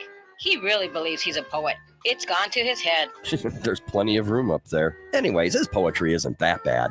Will you please have him call the shop? Sure, Norma. That's Norma Jean, Mike. Gotta go. Yee, she's feisty. Hey, Sergio, there you are. Hey, Mike, I have this great new poem. Check this out, man. Sometimes even our darkest moments are enlightening. Hey, what's so funny, man? Nothing, Sergio, really. By the way, Norma Jean called. Really? What did she want? Oh, she was just telling me what a big fan she is of your poetry, Sergio. Sergio Lewis Body Shop at 3800 Admiral near the airport, where it's the customer's choice, not the insurance company's, and there's a lifetime warranty on all collision repair. 593-0191. El Paso's News Radio 690 KTSM. Live from the KTSM AM 690 studios, it's Talk El Paso with Andrew J. Polk. To be a part of the show, call 915-544-KTSM or follow on Facebook at facebook.com/Talk El Paso. Now here's your host, Andrew J. Polk. Thank you all so very much for joining us here for Talk El Paso, airing live on News Radio 690 KTSM. I'm your host, Andrew J. Polk. Thank you for tuning in, however you may be doing so, be it on air, online, live streaming through the free and reliable iHeartRadio app, or joining us over on the various social media pages. We're up on these days, facebook.com/Talk El Paso, the Talk El Paso channel over on YouTube, Twitter at Talk El Paso, or twitch.tv, Andrew J. Polk. Yeah, we're in election season, so some of our rules are a little bit relaxed, shall we say. Well, more like policies on how we actually manage like calls and when we do it here. But Friday we are doing more or less the same. Yes, we had the interview at the top of the first hour there with Ida Beza Gardner. Thanks again to her, talking about her race for the Justice of the Peace, Precinct 7 here in El Paso County. And again, I still think we had that outstanding question, unless I missed the reply about which high school you went to. But in any case, a couple other comments have come in here as well. One off air, a caller wanted to make a point about concern over diesel supply, that there's been some estimate of about 20, 30 days, depending on who you're talking to, about how much is left here. And there's a couple of interesting interpretations of it, looking at USA Today, particularly about how it will affect the economy. Another caller previously, in previous weeks anyway, I think it may have been last Friday, about how gas prices, sure, makes it more expensive for you to go around, but the things that really affect goods, those kind of things, is the diesel price. So the fact that these diesel fuel and heating oil inventories are low, again, according to USA Today there, some concern, but there's some expectation from a number of sources I've read that only a recession will curb that demand, which sounds like a bad thing to bank on, but well, the urea and like the diesel exhaust fluid been more than a couple problems there. I wanted to mention that as well. But one other comment I wanted to bring up here, Abel Rodriguez saying that we suffer from the same old caller syndrome. I mean, tenacity is the thing that generally guides how many people we get through here. So those that are the most tenacious, are willing to stay on the line the longest, tend to be the ones who get through. So it might be more of a symptom than a big issue on its own here about us maybe needing a new phone system. But Abel going on to say, I am left-handed, and most of your audience always use the word left as being on the bad side of things. I mean, I think they mean political left, but sorry if you feel that applies to you. But it's more that specifically asking, what is my views on the possibility of civil war? This question has come up more than a couple of times, and I follow a lot of discourse on this point here. Let me just say that anyone actively calling for it, anyone thinking that, well, this will be, a splendid little conflict, think about it in like, well, original Civil War, concerns. There was actually I forget the name of the individual, but it was someone who made it into the newspapers of the time, saying that of the Civil War, that I will be able to clean up all the blood spilt using my handkerchief. And it was either in a Ken Burns documentary or something related to it. Someone said that it would make a great graduate thesis to figure out how many handkerchiefs it would actually take to mop up the blood that happened from this conflict. And in this day and age, if you think that, I mean, that there were actually front lines, delineations of states and kind of things. If anyone thinks that this would be a splendid little conflict and it'll be over and done with anything, needs to see okay, let's look at Ukraine, for example. That is, and I mean, if you want to go with more accurately, I guess, kind of Russia's conceit of it, that they are just reclaiming internal territory. Ukraine doesn't exist, those kind of things. I'm not commenting on the validity. Well, I will comment real quick. That's baloney. Let's just say it that way. But if you want to take it that way of what it would take for a modern conflict with groups fighting each other, there are even front lines in that one. And any potential civil war being talked about, anyone at least that I've seen talking about it, has no flipping clue what they're talking about. They are just wanting to impose their political will for the most part with force of arms. Thinking the whole might makes right analogy is that has any place within the modern world. So anyone who says that, sincerely, I know that there was the trend maybe a year or two ago of hoisting the black flag as a political statement, but also not maybe totally getting the historical significance of that, meaning no quarter, and not, again, understanding what that would actually mean. So anyone calling for it, anyone saying that that's the only way forward, there is no political solution, I got no time for that, and I'm more often than not, going to find myself completely opposed to anyone espousing that unless they have a damn good point, and I haven't heard one yet here.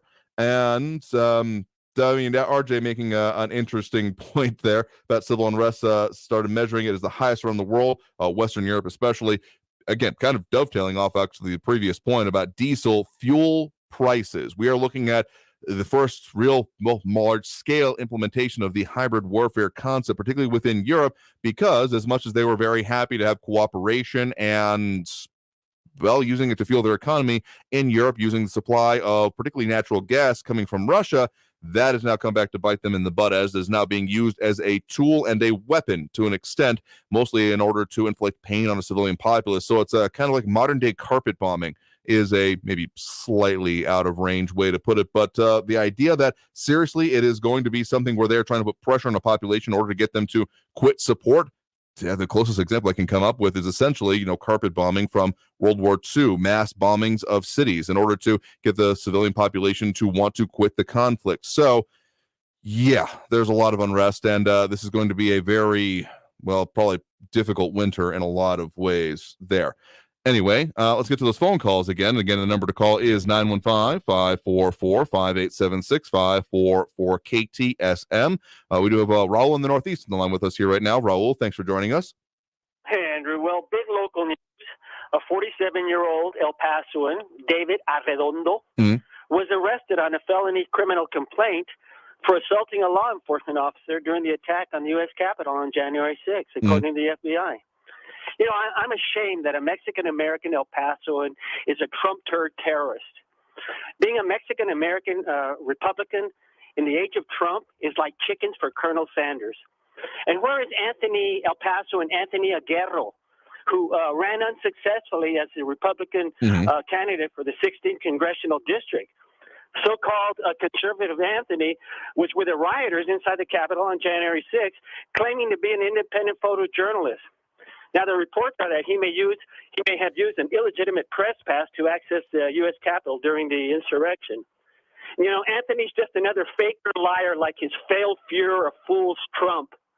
And today, authorities identified 42-year-old David DePape as a suspect in the invasion of San Francisco home of House Speaker Nancy Pelosi, who attacked her husband, Paul, with a hammer. CNN has reported that the DePape's Facebook account contained memes and conspiracy theories about COVID-19 vaccines, the 2020 election, and the January 6th attack. And then in a blog written under his name, it included articles titled Pedophilia Normalization, Facts Are Racist, and Hitler Did Nothing Wrong. And his posts contain right-wing conspiracy theories and racist messages that repeatedly rail against government officials, the media for alleged censorship. And still on another website, entries written by a person identified as David DePape similarly contains anti-Semitic and bigoted blog posts, including denial of the Holocaust. You know, threats against members of Congress and election workers have soared since Trump started spreading his big lie. And new data from the U.S. Capitol Police show that threats made against lawmakers have drastically increased in the last 5 years, with nearly 10,000 threats investigated last year alone. This is just horrible what's going on in this country, and it's primarily driven by Donald Trump. And, you know, the problem isn't that Donald Trump is an unethical, corrupt, criminal dirtbag. Everybody knows that. The problem is that his supporters don't care. And that's where I'm going to disagree with you. I mean, the phrase that you used there previously about referring to the former leader of Nazi Germany, that's honestly, that lives kind of rent free in the back of my head as one of the reasons we do what we do here, because that's the kind of thing that's, you know, as a younger man, I frequented the kind of message boards that had that kind of phrase put out as like this tongue in cheek, this like super edgy kind of thing. I'm not going to repeat it here because I no longer feel that way about it, because at a certain point people stopped joking about it and started being serious. And that's one of the issues that constantly comes at the back of my head about why pushing things out, saying, no, you're not allowed to talk about that. Like, I mean, there are certain things that, again, I will not broach discussion on. The right of people to exist, whatever their circumstances may be, because, yeah, we all know where that leads, among other things. But certain things that just fester in dark corners, if not, you know, looked at and, you know, given a little bit of sunlight on it, that's, I think, I would agree in that limited factor is how we get part of where we are here. The fact that certain things are not allowed to be looked at, challenged, discussed, those kind of things. Just, it's one of the motivations I have, seeing how that progressed and how that happened. Where I'll disagree with you on the idea that everyone that agrees with the former president is on board with all of that. There's more than a few nationally. I know that Mitch McConnell is an interesting example, essentially held their noses and thought that they could get what they wanted done regardless with the previous president. Whether or not he proved that malleable or not is, well, maybe more of a question for the history books here. But it kind of also dovetails with a couple other points we were talking about here. The idea that anyone who says there is no political solution is just right out. There is no backing behind them on that. And I think that they're probably not actually considering what that would look like. Again, even Ukraine is a bad example. We're talking more like Bosnia in the late 1990s and how awful and horrific that ended up being. So going back to the whole Civil War conversation and consideration, I mean, it is just bad. It is bad, and it is not acceptable. And those that did these things, I mean, riots at the Capitol need to be, well, held to the fullest extent of the law there. I will fully agree. But to say that, therefore, everyone who has ever agreed with the president is on board with that, I don't think that bears out as true, at least even from the callers we've had on this program here. So thank you for the point in the call for what it's worth. I think we may have lost you there. So I appreciate it. You have a good one there. Let's get to at least a couple more calls if we can until after the break here. And some of the questions coming up saying, why can't Mexicans vote Republican? I guess that is kind of one of those questions about saying that, assuming there's been a lot of conversation in this election, kind of on a slightly separate point, about, you know, the Mexican-American vote, the Latino vote, however you want to put it. And one of the real questions, one of the more interesting ways I've heard it phrased is, are we actually talking about what they want, or are we just assuming their support? Because anytime you just assume support of any body politic, however you delineate it, you're probably not actually going to do that successful with it. So that's why it's been very interesting to watch some of those tactics happening within this election, particularly within Texas, and something we'll definitely be looking at as we get closer to Election Day. Let's get to at least one more call here. We do have Tom calling in from Otero County here right now. Tom, thanks for joining us. Oh, thank you, Andy. How's it going? Doing all right there. What's on your mind? I heard President Biden state the other night that his student loan forgiveness was passed by 1 or 2 votes, and I was wondering when did that get passed? I didn't know it was voted on. I think, not knowing the exact speech you're talking about there, I know that at least some of the background that has been given primarily by the White House on this has been around the idea of there were kind of like almost better part of a generation ago votes, particularly with like, I want to say like global war on terror type stuff, loan forgiveness for those who have done certain services as part of the legal backing that they have put forth on this, but also why I've also been not surprised that there have been more than a couple of legal challenges in court so far that have come up against it. I was under the assumption he did it by executive order. I didn't know it was voted on. Again, I wouldn't say exactly as this because as there have been the pseudo deadlocks, particularly on the Senate side of things, where yes, it is a 50-50 mix, but of course, Democrats have that 50+1 when it comes to the tie-breaking vote of the president of the Senate, which of course is the vice president of the United States, Kamala Harris. So I wouldn't say it's been passed so much as it is. They are using like previous justification for it, and so may have been referring to those previous votes in like years prior. I don't know. I mean, you know how what he put up for was done by executive action, right? I mean, did he put something through Congress? Yeah, not that I'm aware of. To simply answer the question here, again, looking at a USA Today article on this from a little bit earlier this week, titled "Biden Said Congress Passed Student Loan Cancellation. That's a Lie, and You Should Care," is the title from a column opinion piece in that from Ingrid Jacques in that case here. So again, to my understanding, no, there has not been a specific bill that has been put forth within this Congress in order to effectuate that. And why there's been a couple of the questions about how can this be done, and why there have been some people, including even like Nancy Pelosi, on the record saying that doesn't think that this could be done, even though this has been more of a political situation than maybe one based in reality, is kind of my perspective on it. Yeah, I think you're right. In reference to your previous caller, you shouldn't recognize individuals by their race, and I think that's really bad. That's got to stop. Well, fair enough. I'll agree with you on that point. I mean, whole content of character versus color of the skin kind of arguments here. I will say that there are sometimes, particularly in aggregate, challenges that, particularly historically coming out of it, that have been presented to certain parts of the population, and those do need to be recognized and overcome in their own right here. But again, that's kind of where it comes down to. If you're just assuming support of someone because of, frankly, any demographic part of it, and how they have voted in the past, versus like actually engaging with them and dealing with those communities and their issues, it's probably not going to work out that well for you seeking office. Right. I believe you're right. Have a nice weekend. All right, you too. Thank you very much. Have a good one there.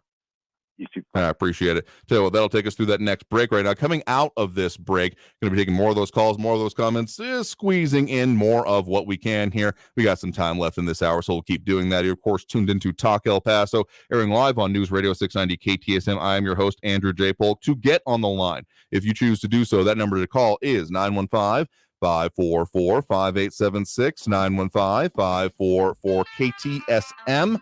Back after this break. More comments, too. Keep popping those up and addressing them after this break. For more Talk El Paso here on News Radio 690 KTSM.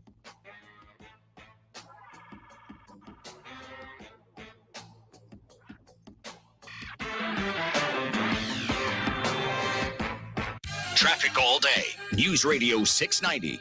A serious crash on Dyer northbound at Hondo Pass has the left 3 lanes blocked. Avoid the slowing there. Take Hercules or Diana Drive instead. Gateway south of Macomb Street, and a rollover crash there from earlier has cleared. All lanes are back open. Joe Battle Boulevard southbound at Montana, an accident there is blocking the right lane. And you got slow traffic on the 10 westbound from Airway to the 54 Patriot with 8-minute delays. Carrie Edwards, El Paso traffic.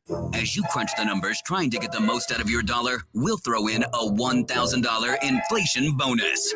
Much better. Listen every hour from 9 a.m. through 5 p.m. weekdays for your chance to win $1,000. Listen to win $1,000 every hour, weekdays from 9 a.m. through 5 p.m. It's the 1,000 inflation bonus on News Talk 690 a.m. This report is sponsored by Indeed.com. Fall into a hiring spree with Indeed. Their end-to-end hiring solution makes it easy to attract, interview, and hire candidates. Sponsor a job and instantly receive a short list of quality candidates whose resumes vacancies on Indeed match your job description. Visit Indeed.com/credit. Hey, Mario Courtney Lopez here. We know how important it is to be confident in all of life's close-up moments. And bad breath can rob you of your confidence. Yeah, it can. Whenever I'm rubbing elbows with celebrities or friends or just chilling at home, I got to make sure I have the confidence that comes with Smart Mouth mouthwash. Smart Mouth is clinically proven to eliminate and prevent bad breath for 24 hours with just 2 rinses a day. Get to your favorite retailer right now for that kind of better together confidence. Find Smart Mouth at your favorite retailer or at smartmouth.com/radio. When we have a dedicated public servant, we need to hold on to them. We have that servant in Justice Jeff Alley at the 8th Court of Appeals. After practicing law for 29 years in El Paso, he gave up a law firm partnership to work at the court. Governor Abbott has twice appointed him to serve as a justice on the court, a principled conservative who fairly applies the law as written. We need to keep Justice Jeff Alley. Political ad paid for by Justice Jeff Alley in accordance with the voluntary limits of the Judicial Campaign Fairness Act. My son Finn was born with congenital heart disease. He ended up spending about the first 8 months of his life in the hospital. During that time, he endured 10 surgeries, including an open heart surgery. Starlight Children's Foundation has played an important role in my family's life. For 5 weeks when he was a baby, Finn lived in a Starlight Hero wagon. You could not understand the pure joy of having him go from a hospital bed into his favorite red wagon. Starlight doesn't just give items that hospitalized kids can use to keep themselves happy, but also memories, moments, and experiences which are so needed in times like these. They allow sick kids to just be kids for a little while. The support that Starlight provides to families like mine is an integral part to creating happiness at a time when there's very little to be found. Learn more about how Starlight Children's Foundation brightens the lives of sick kids by visiting starlight.org today. News Radio 690 KTSM. Live from the KTSM AM 690 studios, it's Talk El Paso with Andrew J. Polk. To be a part of the show, call 915-544-KTSM or follow on Facebook at facebook.com/Talk El Paso. Now here's your host, Andrew J. Polk. Thank you all so very much for joining us here for Talk El Paso, airing live on News Radio 690 KTSM. I'm your host, Andrew J. Polk. Thank you for tuning in however you may be doing so, be it on air, online, live streaming through the free and reliable iHeartRadio app, or joining us over on the various social media pages, Facebook, YouTube, Twitter, and Twitch, either under Talk El Paso or Andrew J. Polk. So I was quoting an op-ed before the break there. Don't usually like to do that, but actually CNN fact check, Biden falsely claims he got student debt forgiveness passed by Congress. That's why I guess maybe give benefit of the doubt talking about that there were previous laws, some of the legal underpinning that has been put forth as justification, but to my understanding and knowledge, everything that we've been talking about with student loan forgiveness has been primarily executive order based. So yeah, which is why I kind of feel like it's one of those, carrots on the stick kind of thing being put forth for this election. The idea that, well, we weren't able to get it through, so you better vote for us next time, which is a little bit transparent for me. Anyway, a lot more comments coming in there. Dropping those likes and reacts, we do appreciate. We do, of course, have Calvin Williams, Flaco Jimenez, Alex Campos, Edgar Ortiz, Lorenzo Colon, Richard Genesee, James Holmes, Robbie Flores, Monica Cervantes, Jerry Hart, and Ida Beza Gardner. Do appreciate that in its own right and its own way. Angel Rueda also as well. This one's not showing up either. But anyway, we would just appreciate it. And Abel Rodriguez apparently not liking my talk to about the left-handedness. Listen, I don't just like you because you're left-handed, but don't think that anyone else is trying to come after you on that either there. And it's really hard for someone to lie to me that I don't listen to, but hey, just keep pounding that line away there. And am I calling Biden a liar? Armando Mancanda asking, calling him incorrect. If you want to take it further from there, well, that's particularly on you.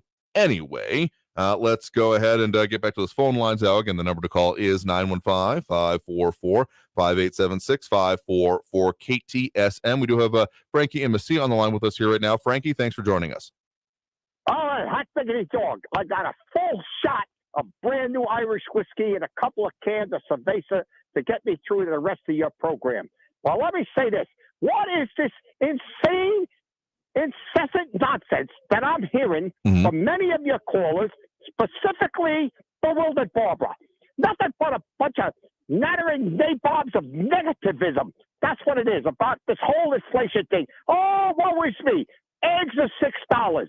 Bread is $19. Oh, whatever, so stupid stuff. And then said, oh, hey, but guess what? Only 2 years ago, everything was much less under the Donnie Dotar doofus. Well, let me tell you something out there, ladies and gentlemen, in the Southwest border region. Inflation happens, and it will always happen. And it will happen in the next 10 years and the next 100 years, assuming that humanity survives. I've lived in my 81 years on this planet at least through 11 inflationary cycles plus 4 or 5 recessions. And guess what? I'm still alive.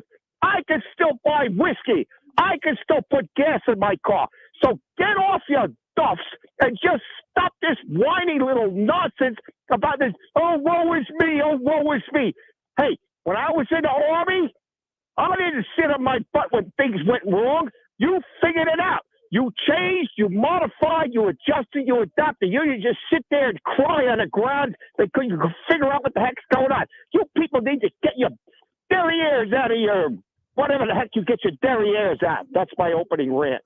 I think, yeah, under the current economic system that we have, inflation is a fact of life. I think the big issue, though, people are pointing out is how rapidly it's occurring. You know, those 7, 8, 9% here. Even worse in other parts around the world here, but particularly talking domestically, at least that's what's going to affect a lot of what we've been talking about, particularly elections and other things. It's a problem, particularly if people are still in jobs that are not seeing increases on there. I think if anything, it's compounding that issue by leading people to job hop more, which is just causing other impacts on the labor. It's all interconnected. That's what I'm trying to get at here. So sure, but also I would be particularly upset if I was paying $20 per loaf of bread here. I just got to say. Well, let me say something. Just as a passing tidbit, you think this is bad? Let's go back. I don't know, 100 BC, 100 AD. Did you know that lobster, back in the days of the Roman time, they used to call it langostino, was the equivalent of $92 a pound? You're going back 2,000-something years ago, they had inflation. And guess what? They survived, or at least up until a few hundred years, and then the whole thing fell apart. But we get through this thing. That's it. Smart people put together appropriate financial, logical plans that people need to say yes because you believe in the people that you elected. They're going to do the right thing because they live here too. So you got to believe this is going to come together just as it has been for the entire time that I've been on this planet.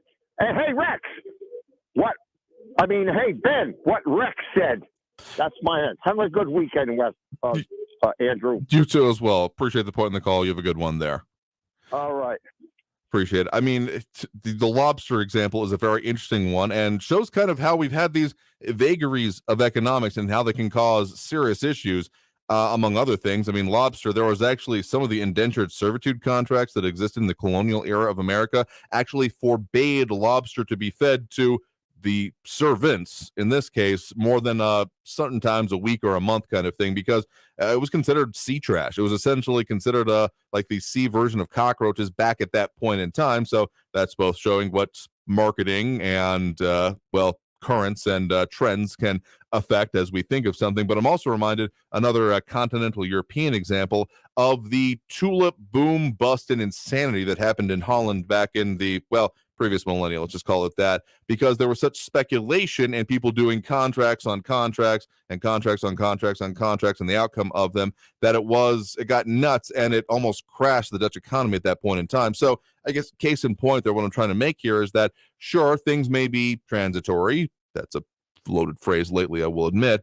And they may be able to eventually survive it, but things can still get bad in short instances and in short ways that can really cause problems for the people involved with them. So, I'm sure this will pass eventually, but policy has more than a little bit to do with it.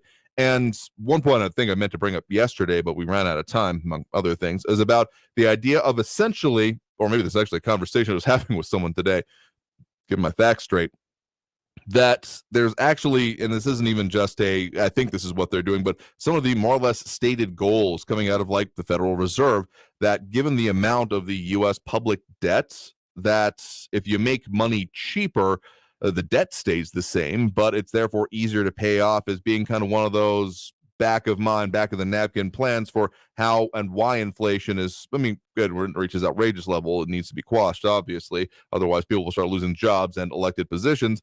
But why it's still kind of focused on in its own right here.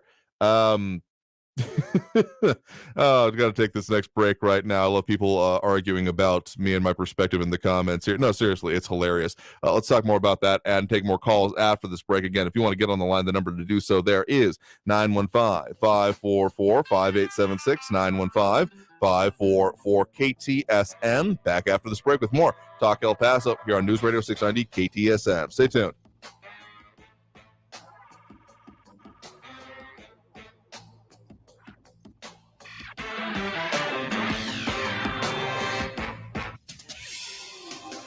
El Paso's News Radio 690 KTSM. I'm Selena Madrid with your CBS 4 News Update. An El Paso man is facing charges for his alleged involvement in the January 6th riot at the U.S. Capitol. Multiple federal law enforcement agencies descended on David Rene Arredondo's East El Paso home Wednesday. He's accused of being one of the rioters who stormed the U.S. Capitol building in January of 2021. The charges he faces includes assaulting a law enforcement officer. The U.S. Attorney's Office for West Texas will now prosecute Arredondo. He has a hearing scheduled for Tuesday and a virtual court date in Washington, D.C. on Thursday. You can count on CBS 4 to keep you updated with the latest information both on air and online. El Paso County Sheriff's deputies say a body they found in the El Paso's desert was a Guatemalan woman. It happened near the intersection of Mission Ridge and Bob Hope Drive. Deputies identified the woman as 42-year-old Delmi Odelia Timal Hurtado and say they are still investigating how she died. I'm Selena Madrid with your CBS 4 News Update. News Radio 690. Traffic all day.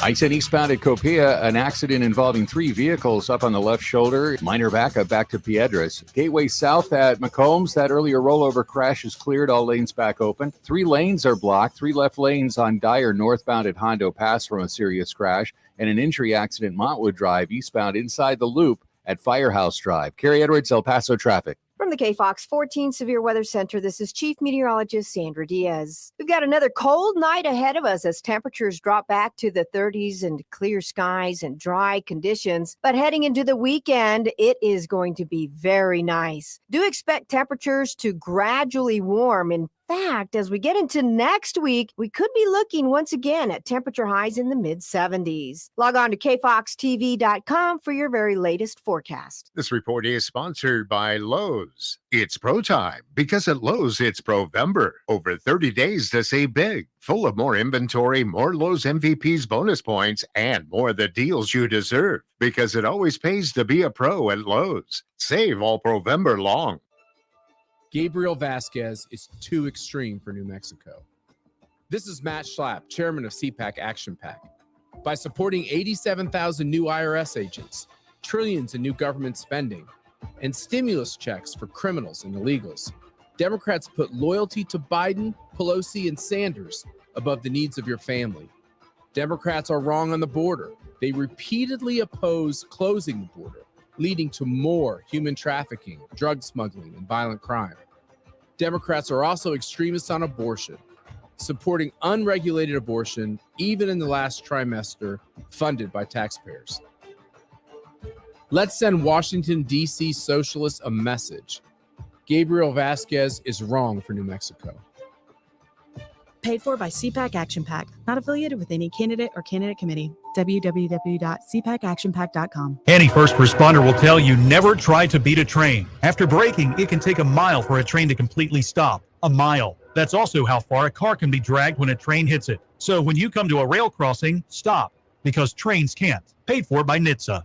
Nobody should have to pay for one-size-fits-all insurance coverage. Liberty Mutual customizes your car and home insurance so you only pay for what you need.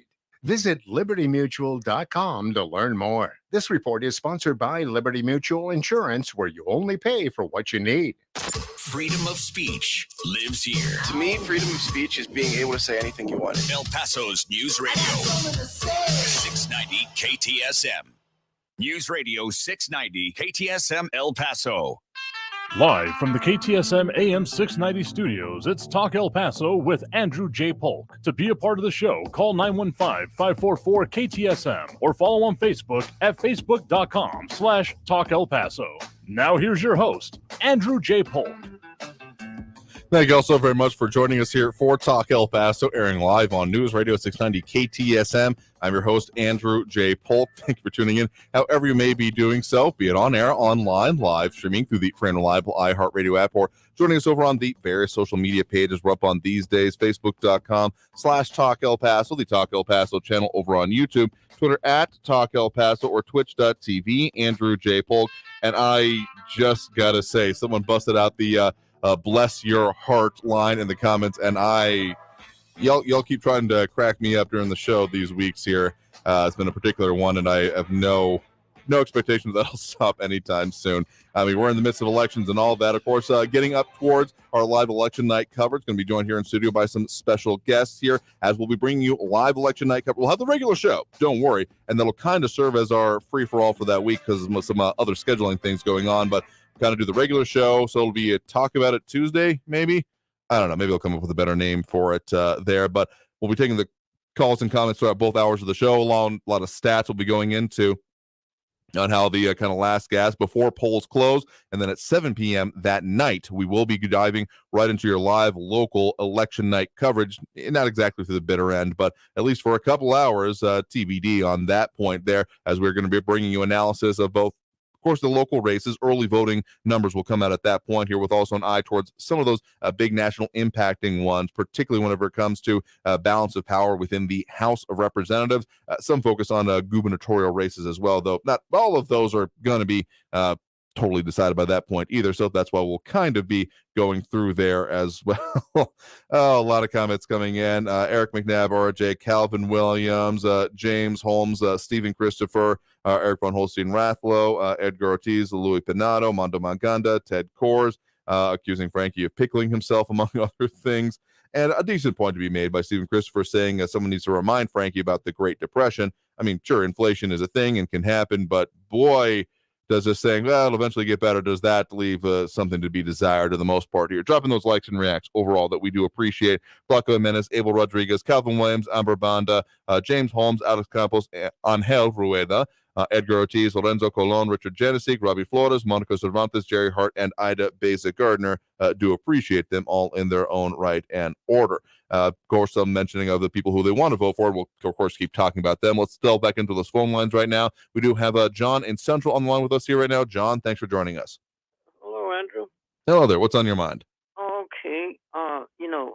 I had a poem this afternoon ready to read. Mm-hmm. I call it political satire. Right. But due to the unfortunate news about Paul Pelosi, I'll go ahead and not read it this afternoon. MAGA supporters have compassion, they're responsible, and they respect the families that suffer a tragedy. That would be the Pelosi family.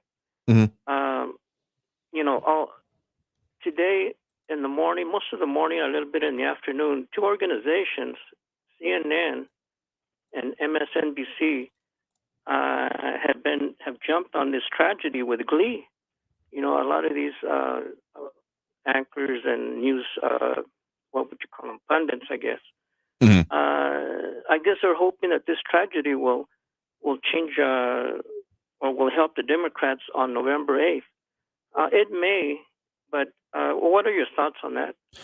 I mean, a phrase that comes to mind is never waste a good crisis here, but I'm sure that there will some that will try to make political hay out of this. I mean, for what it's worth, yeah, I definitely wish a speedy recovery and bringing to justice of whoever did that. If there are any further political implications, yeah, going to completely disagree with anyone who thought that they could gain from this by doing such kind of an attack or anything like that, because it's despicable at best. And frankly, it leaves the points, therefore, completely unaddressed. Anyone thinking that, well, I'll tell you what, I'll shut them, I'll show them, I'll shut them up, and they can't say their point anymore. Really, when you're talking about it like debate-wise, you have just conceded the point that you cannot get this person over a barrel by your words. You have to resort to violence, and that means that you have pretty much conceded the point. If you are going down to might makes right, that means that you're might be mighty, but you're definitely not right. You might be mighty in your own mind for that moment. That's true. There's 4 incidents that happened over the past years. One was the Washington D.C. baseball shooting of the GOP baseball team practicing in D.C. Another one was Senator Rand Paul was assaulted by a mob when he was walking from, I think, the White House to his car or something like that. A third one, most recent, was when Lee Selden, running for governor in New York State, was also, I think, some individual who was had been drinking tried to cut him with some kind of a knife, something like that. But the one that mostly bothers me was the 2021 Christmas parade attack in Illinois. I think They come to mind, yeah. Yes, and I remember that these two organizations, MSN and CNN, they kind of brushed over it like, oh, it's no big deal, let's just move on nothing to see here. That's what I remember. Someone might have a different take on that.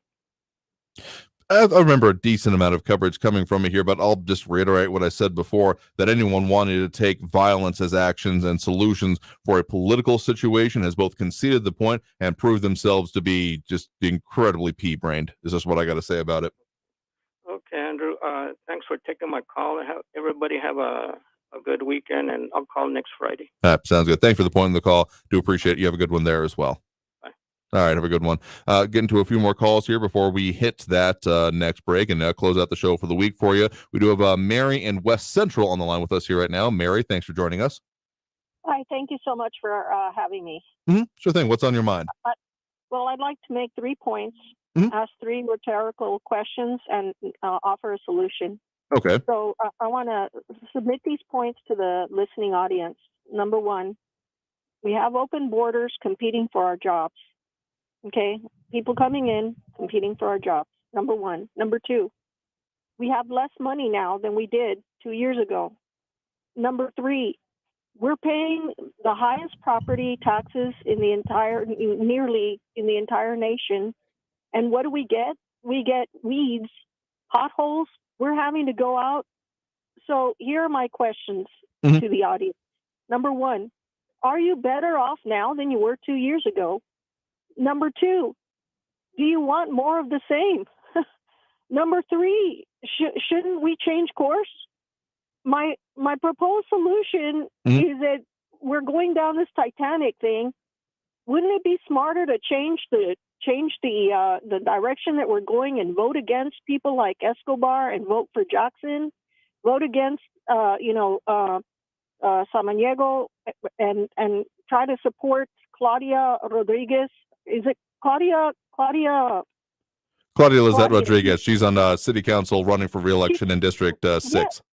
Yeah, she actually had the cojones to get up and tell the truth. Come on, folks. We need some common sense. Everybody here is good people. We need to change direction before it's too late, because this ship is sinking. That's all I have to say. Thank you. Sure thing. Well, thank you very much for the point in the call. Do appreciate it. Thank you.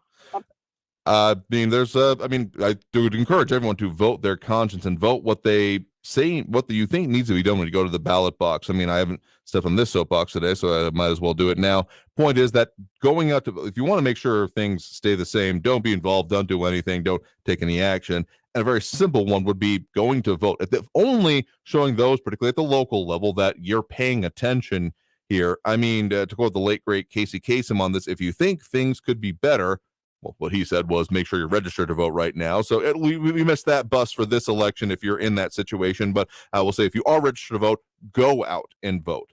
And particularly if you think things that you like the way they're going, make sure you go out to vote too, whatever your persuasion is. If you think things either need to change, stay the same, or something, just remember, not voting, not choosing is making a choice, and is choosing to not use your voice and your rights. And I mean, sure, you can if you want to, but I just do not get that. I will say freely here.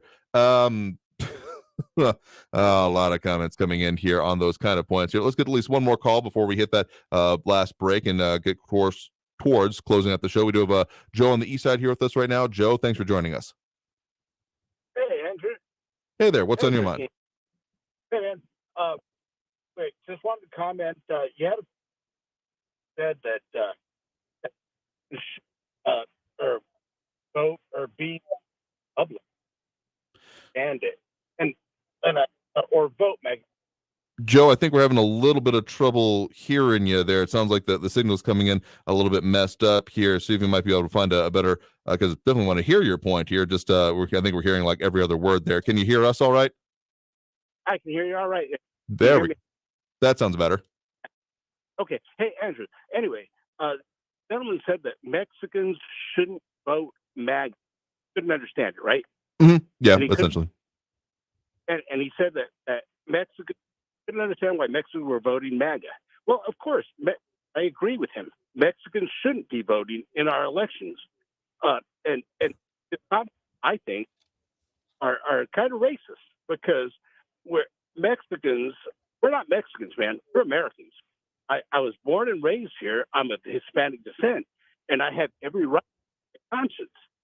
And so somebody who's putting forth that Mexicans shouldn't vote. Now, yeah, Mexicans shouldn't vote in the United States election. Americans need to vote. And that's what I've got. I appreciate your time. Thanks. Yeah, appreciate the point on the call. You there as well. Do appreciate it. I think what the caller did say was Mexican Americans, but I take your point there of people of other nationalities that do not have citizenship within the United States should not be voting into our elections. That's my understanding of how this entire ding damn system works here. But to a larger point here, whenever, I guess what really irks me, whenever someone assumes support of any base or anything that haven't done anything to do with it, like what? That's not how this is supposed to work. You're supposed to go to people, listen to their issues, design solutions for it, and then try to implement them within office. And I think that assuming that, well, they'll always vote for us of any potential, again, plurality, any polity, any subsection of the population is doing a disservice to that population. So sure, I'm not going to say that. A lot of colorblind phrases end up falling flat for me because it ends up being like an excuse for why I don't care about those kind of things. But if you're saying that, well, all these people will always vote for me, I mean, the people in safe districts are the ones that get the most ignored. So by saying that, well, they should only do this, what are you actually doing for those populations is what I guess the real question comes down to for me. What are you doing for those people that you're claiming should have no support for the other side, whatever the direction may be? Because if you're not actually engaging and dealing with it, that's just a wish and a prayer. Or when my fifth grade teacher put it, I was reminded of lately, if was a skiff, I would float it up the river. So actually making sure you engage with people is incredibly important here. So they got one more caller on the line here that we can get before this next one. Again, if you're calling in the middle of a segment, might get popped up live here. So I think we have a caller here. You're live with Talk El Paso. Who's this? Yeah, good afternoon. This is Joe. Hey there. On the west side. Hey there, Joe. What's on your mind? Well, I just wanted to talk to you for a second and chime in on a few of the comments that you had. Sure. One, this Frankie fella from Mesilla. Mm-hmm. The whole purpose of these discussions are not to just suck it up, Buttercup, but it's to look at what the problem is and try to make a change so that we don't have to live in recession. Yeah, we will come out of this eventually, but it's pretty naive for him, and actually, quite frankly, Frankie, quite insulting just to say, buck it up. The whole purpose of our democracy is to look at the problem, have your voices heard, and the way they're heard is by voting. And in this case, this actual problem that we're experiencing right now is induced by one individual. His name is Joe Biden. We should not be having this inflation because we have all the oil that we need in our country here. And they deliberately stopped the drilling. And that's what's causing inflation. So for him to say to buck it up, I think I don't know where he's coming from, but it's very, very wrong. Secondly, we had another caller. The guy's name is Raul. And quite honestly, his comments are insulting. I'm a federal officer. I have served my country for 18 years. I voted for Donald Trump. I believe in conservatism. And I think we had a great country. We had no wars under his leadership. Fuel prices were in check, and we had a great economy. So for him to say those kind of words is really, that's very insulting. Let me put it around the other way.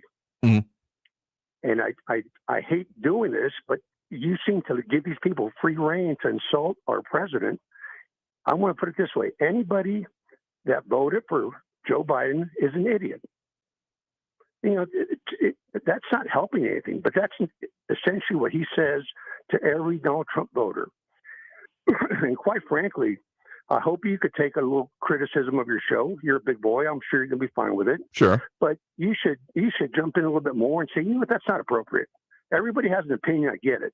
But when you start saying things that insult half the country, I don't think it's serving your show as well, Andrew.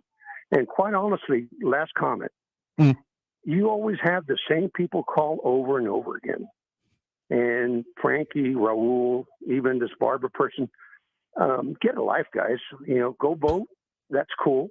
But Raul, it sounds like he wakes up at 6 o'clock in the morning and just starts writing all this stuff down so he could get on your show and talk about his talking points. I don't have the luxury of doing that. I work. So I was just driving home right now. I listened. I thought I'd call in. But, that kind of rhetoric is not helpful to anybody. And I do appreciate your show. I just wish you would take those criticisms into account. You have yourself a great weekend, Andrew. I appreciate your show. Yeah, appreciate it. I do appreciate the point in the call. You have a good one there as well. Thank you. I mean, again, I try to take criticism in equal measure and understand it. Let me just say, policing of language, if that was ever going to be a possible thing in this country, or the idea of decorum within debates here, I'm not sure that I'm the one that's going to be able to enforce that. But I take the point here. And again, the ones that are the most willing to win the phone lines to get to our calls are the ones that tend to get through. If that ends up being a certain set of people that are, again, the tenacity willing to do that here. Yeah, it's certainly kind of like a tragedy of the comments thing to be said here, but I also tend to kind of let those comments stand on their own. I'm not still here to rebut, pull back. I mean, there's a certain, again, core concepts that I'm definitely going to be willing to defend, such as the ability to say these things, but also tend to let them stand on their own because there's not much more I feel I need to say when someone is making something or making a fool of themselves, as sometimes happens here. But again, I take it in due time and due stride here about what is important and how we should do these things. I just think we need to have the discussion more than anything. But again, appreciate the point in the call. You have a good one there. Got to take that last break. Coming out, just squeezing into what we got coming up for you on the next week on the show. So stay tuned. More Talk El Paso after this break here on News Radio 690 KTSM. Stay tuned.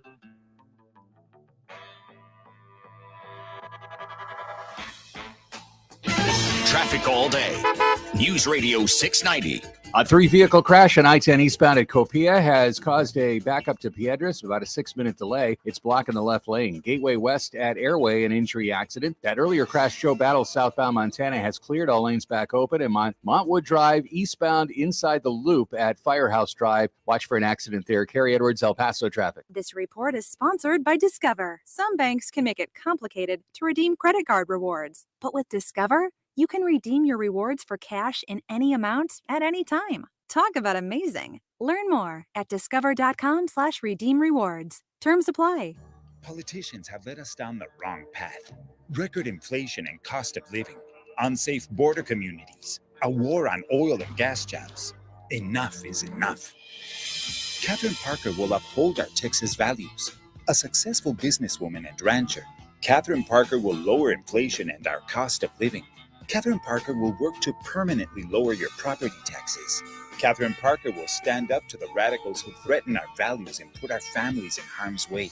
Catherine Parker will secure our border communities and fully fund border security. Catherine Parker will stand with law enforcement and against those who want to defund our police, because our communities deserve to be safe.